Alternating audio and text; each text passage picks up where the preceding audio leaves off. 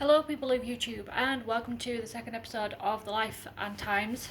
This is, of course, if you haven't seen the first episode, this is basically a mini series for my Narnia life vlogs because there isn't much news.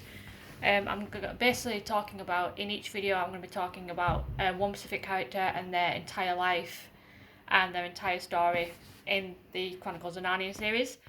So last episode I did the eldest Pevensie sibling Peter. So this episode, as you can see behind me, I'm going to be talking about the second eldest, which is of course Susan. So jumping straight into this, so obviously her full name is Susan Pevensie. Her titles in Narnia, she's got 3 titles that I found through my research. Her main one is Queen Susan the Gentle, which I will talk about. I will bring that up later in this video. She's also called the Marksman Queen because, of course, she is really good at archery. And her other title is Queen Susan of the Horn because, of course, she does have a horn, which does become a vital part in Prince Caspian. Before I carry on, just a spoiler warning: if you have not read the books or if you haven't seen any of the adaptations, I advise that maybe you just sort of skim through the video, you don't watch the full thing, because I will be going into major spoilers if you don't know about the series as a whole. So carrying on, so age. Basically she appears in 3 of the books. She appears in Lion, the Witch and the Wardrobe, Prince Caspian, and The Horse and His Boy, and she is mentioned in The Voyage of the Dawn Treader and The Last Battle. So in Lion, the Witch and the Wardrobe, she's 12 years old in the main story, and then at the end, when they're older, she is 27. In Prince Caspian, she is 13. In The Horse and His Boy, she's 26. And in The Last Battle, she is 21. And presumably in Voyage of the Dawn Treader, she's either 13 still or 14. So obviously her family, of course her parents, Helen Pevensie and Mr. Pevensie. Obviously Peter is her elder brother, and then she's obviously got Edmund, who is her younger brother, and Lucy, her younger sister. Eustace, who is of course her cousin, and Harold and Alberta, which is her aunt and uncle. So weapons, like I've said earlier, she is known as the Marksman Queen. Her main weapon is obviously archery, bow and arrows. Although she very rarely uses them, which is a topic I will be discussing in this video. She also has a horn, which basically when she blows it, basically help of some sort will arrive to help her. So basically Susan being the eldest sister, she is very logical. She does think of, especially when they're in a predicament, she does think of stuff very logically. For example, in The Lion, the Witch and the Wardrobe, when after they find Tomness's house has been completely trashed, Susan is the one that suggests, look, we should go back because we haven't got any food, we haven't got no water, we don't even know if we can get back. So she basically is the thinker of the group, but because of this, she can be quite stubborn. She's very motherly, particularly towards Lucy, and she is quite serious as well. She's not one to kind of just joke about. She's very serious. So basically, if she thinks of stuff logically, if the others don't agree, she can be quite serious because of it.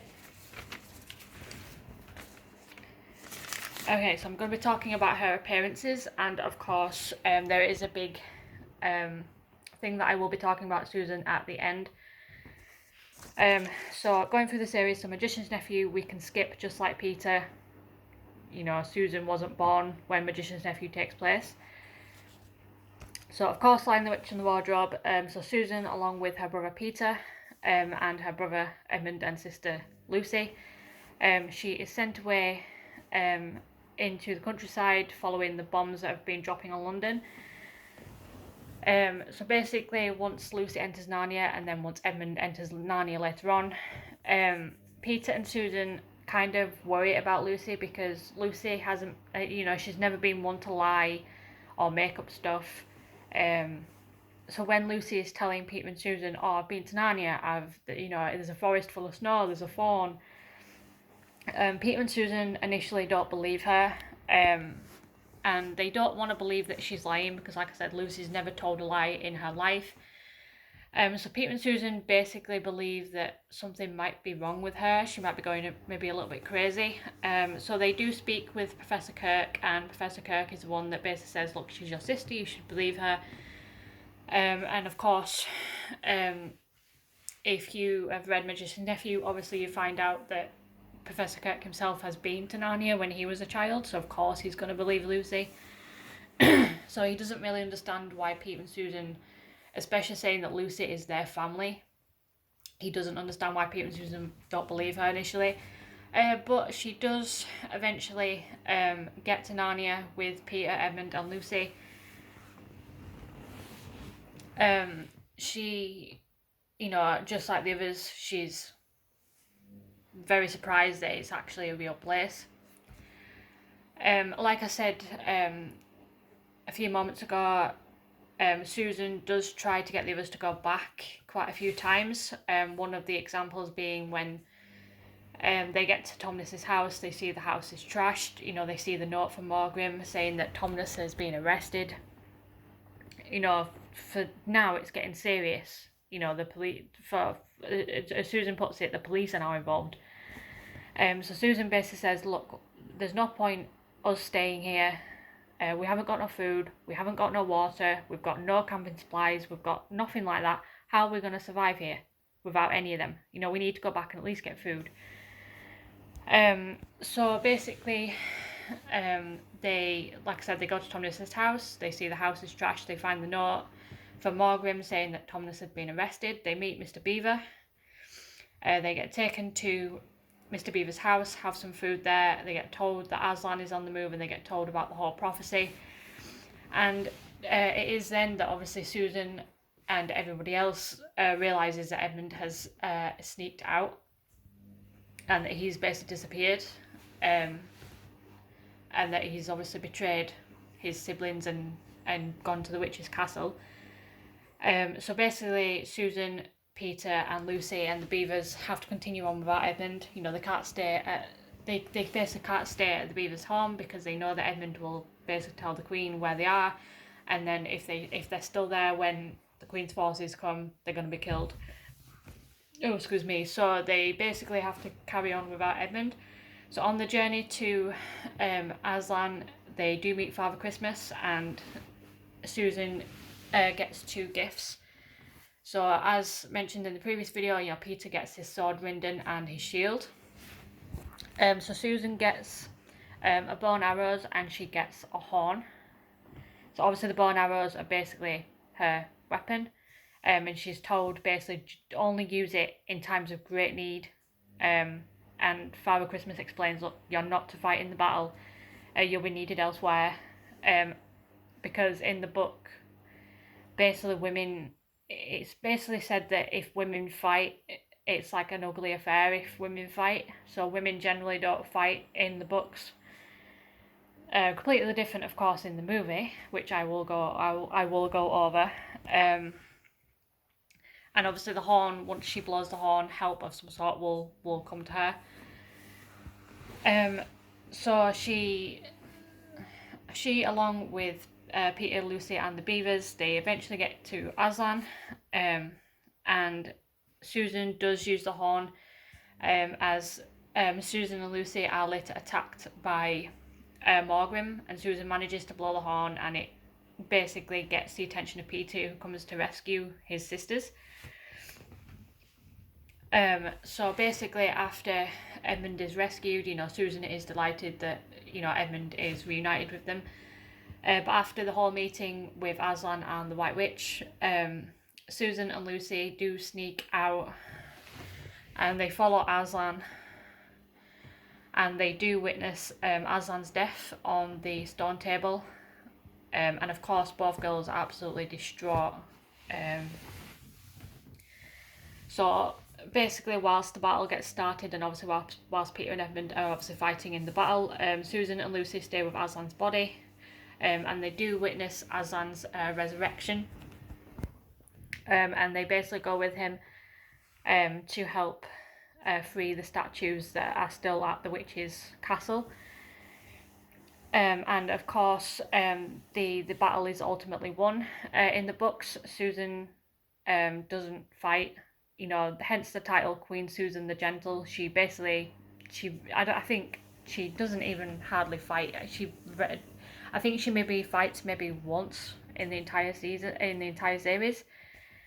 Obviously, like I said, different from the movies, which I will get to. So obviously after the battle is won, Susan is crowned queen, along with her sister and obviously her two brothers.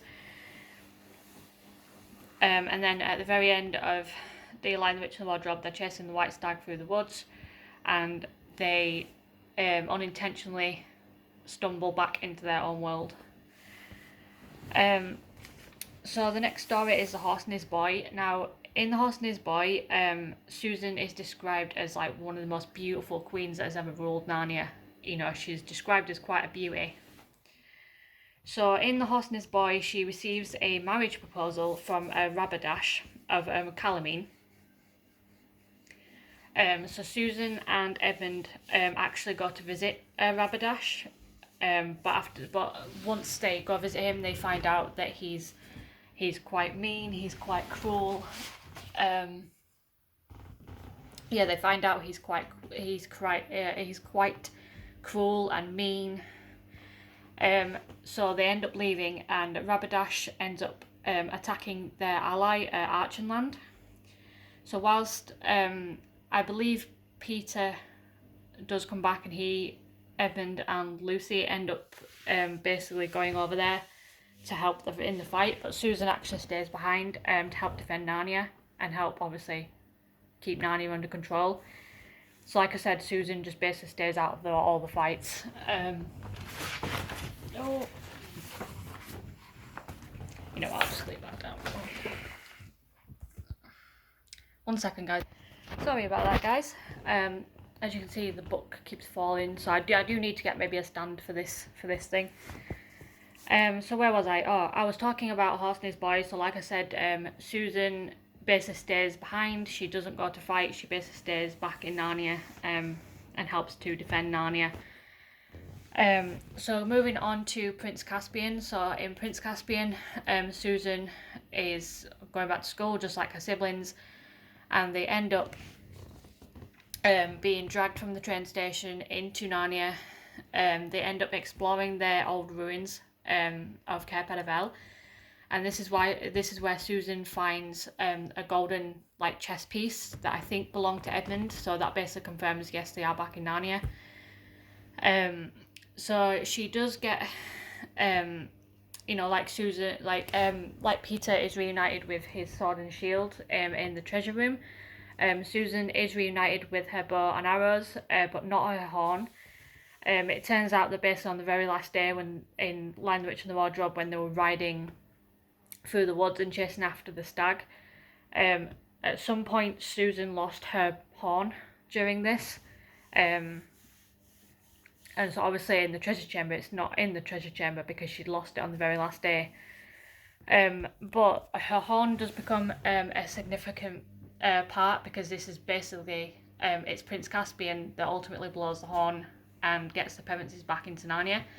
Basically, I think the Narnians had managed to preserve it, and I think it's Dr. Cornelius who gives Prince Caspian Susan's horn. The Narnians had basically managed to save it. Now, the siblings later meet Trumpkin, and I believe Susan does have an archery contest with Trumpkin, which she ends up winning. So they basically travel together. So Peter, Susan, Emma, Lucy, and Trumpkin, they do travel to Prince Caspian. Now on the way, obviously Lucy ends up seeing Aslan. And then Edmund sees Aslan, Peter sees Aslan, so Susan is the last person that's able to see him. So she later, once they're finally reunited with Aslan, she later helps Lucy and Aslan wake up the tree spirits. Now, unlike in the movie where, now this is the 2008 version I'm talking about, unlike in that movie where Susan's shown to be like a really badass, marksman warrior, literally shooting everybody, in the books she doesn't fight, hence her name, Queen Susan the Gentle. So, based in the Prince Caspian book, she doesn't fight at all in the battle, and then at the end of Prince Caspian, she, along with Peter, are told, look, you two are not going to come back, you're too old, you need to spend time in your own world now. Now, how I imagine Susan is that if you watch the BBC adaptation, the actress who plays Susan, where she just kind of turns her back and just like walks off and she doesn't even look back, no nothing, that's basically how I see Susan. So there's a reason for that. So carrying on with the series, the Voyage of the Dawn Treader, Susan doesn't appear, but it's mentioned where she is. So whilst Edmund, Lucy and Eustace are with Caspian on board the Dawn Treader, Susan is actually in America with the Pevensies' parents. So basically Susan, along with the Pevensies' parents, is over in America. Peter is with Professor Kirk studying for exams for uni. And then Edmund and Lucy are obviously staying with Eustace and their aunt and uncle. The Silver Chair, she doesn't appear. So now we get on to Last Battle. Now, Susan doesn't actually, I don't believe she actually appears in the Last Battle, but she is mentioned. I think somebody, I can't remember exactly who, but I'm pretty sure it's someone asks like, oh, where's Susan?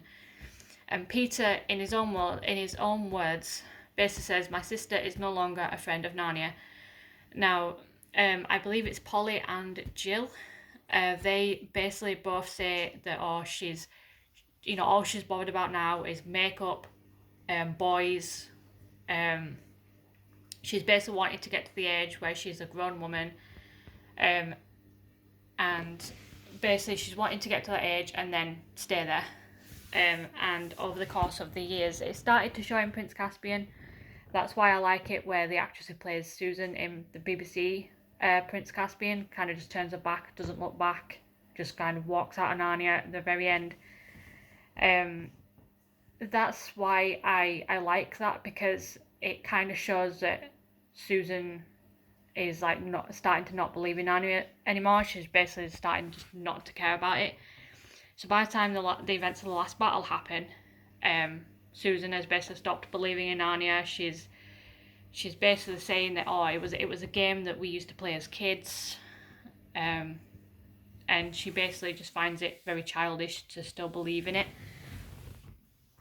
So basically, at the end of the Last Battle, she is not with her siblings. She's not with any of the friends of Narnia. So when the big train crash happens, she's not on the train. So she's literally the lone survivor. It must have been devastating if you look at it from Susan's point of view. It must have been devastating for her. She'd lost both her parents. She'd lost her older brother, her younger sister, her cousin. She'd lost practically a good, huge chunk of her family, like that. So it must have hit Susan so hard. It must have been awful for her. Now, basically at the very end, when Peter and the rest of them go into like the real Narnia, which is basically heaven, it is like Susan is a very unique character, because obviously she doesn't go back to Narnia with them at the very end. But as I said, she'd stopped believing in Narnia at that point. So basically it's kind of left up to the fans as to what happened to Susan. I mean, there's a lot of fan speculation as to what happened to her. Did the tragedy maybe change her mind? Did she start believing in Narnia again? Did she manage to get there one day? What exactly happened to her? Now, whilst I was researching, there was a book that was supposed to be written by C.S. Lewis, and it was meant to be called Susan of Narnia, and it was basically meant to tell the fans, like, this is what happened to Susan after the events of the last battle. But unfortunately, C.S. Lewis died before he could actually start writing the book. So to this day, it's unknown what happened to Susan. I personally would like to believe that eventually she did start believing in Narnia again, and she eventually reunited with her siblings. But everyone's got their own opinions as to what happened to Susan.